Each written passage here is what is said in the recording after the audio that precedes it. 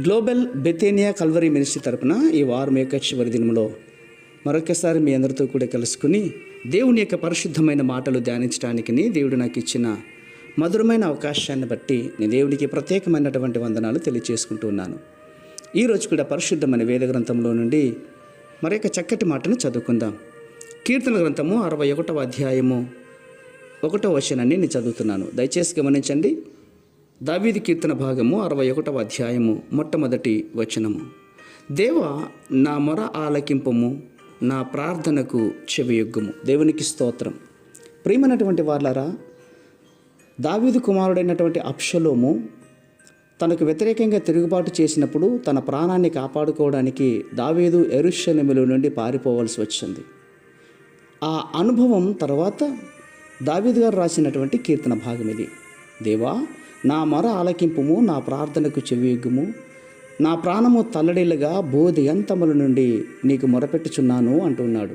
అంతేకాదు, నేను ఎక్కలేనంత ఎత్తైన కొండపైకి ఎక్కుతూ ఉన్నాను, నీవు నాకు ఆశ్రయముగా ఉంటివి, శత్రువుల ఎదుట బలమైనటువంటి కోటగా ఉంటివి అని మాట్లాడుతూ ఉంటున్నాడు. ప్రియులారా, దావీదు గారు దేవుని యొక్క సహాయం కోసం, ఆయన బలం కోసం వేరుకుంటూ ఉంటున్నాడు.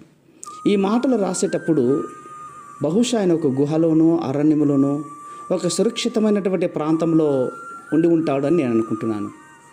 అది సరిగా మనకు తెలీదు. అయితే దేవుడు అతని నిజమైనటువంటి బండగా ఉన్నాడు, అతనికి నిజమైనటువంటి ఆశ్రయంగా ఉన్నాడు. బలమైనటువంటి దుర్గము దేవుడే కదా. అవును, మన ఇంటికి, మన పట్టణానికి, మన గ్రామానికి, మన దేశానికి దూరంగా ఉన్నప్పుడు మనం ప్రభు రక్షణలో ఉన్నామన్నటువంటి విషయాన్ని గ్రహించుకోవడం మంచిది. అవును, ఈ దినంలో ఈ మాటలు వింటున్న నీవు, నేను, మనందరం కూడా ఒకసారి మన మీదకి కూడా ఇలాంటి యొక్క పరిస్థితులు వచ్చినప్పుడు ఎలా ఉండాలి? దేవుణ్ణి ఆశ్రయించాలి, దేవుని మీద ఆధారపడాలి. ఆయనే మనకు ఆశ్రయదుర్గముగా ఉంటాడు. మనం ఖచ్చితంగా నిరుత్సాహపడక ప్రార్థన చేయాలి. ప్రియులారా, దయచేసి చెప్తున్నా, నీ కుటుంబంలో ఎలాంటి పరిస్థితులు ఎదురైనప్పటికీ కూడా అప్పుల్లో ఉన్నావా, అనారోగ్య స్థితిలో ఉన్నావా, వ్యాపారంలో నష్టపోతున్నావా, నీ పిల్లల విషయంలోనూ, నీ కుటుంబ విషయంలోనూ, ఆధ్యాత్మిక విషయంలో పడిపోతున్నావా? అయితే దేవునికి ప్రార్థన చేయి. ఈరోజే సిద్ధపాటు కలిగి రేపటి దినంలో దేవుని మందిరానికి నేను, నా కుటుంబము యెహోవా సన్నిధిలో ఉంటామన్న తీర్మానం తీసుకో. దేవుడు నీకు ఆశ్రయదుర్గం ఉంటాడు.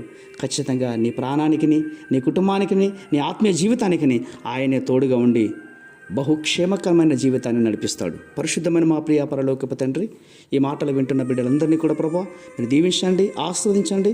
వారి ప్రార్థనకు మీరు బదిలిచ్చే దేవుడు అయినందుకే స్తోత్రాలు అర్పించుకుంటూ చిన్న ప్రార్థనను మా రక్షకుని యేసయ్య నామమున అడిగి వేడుకను పొందుచున్నాం మా తండ్రి. ఆమేన్, ఆమేన్, ఆమేన్.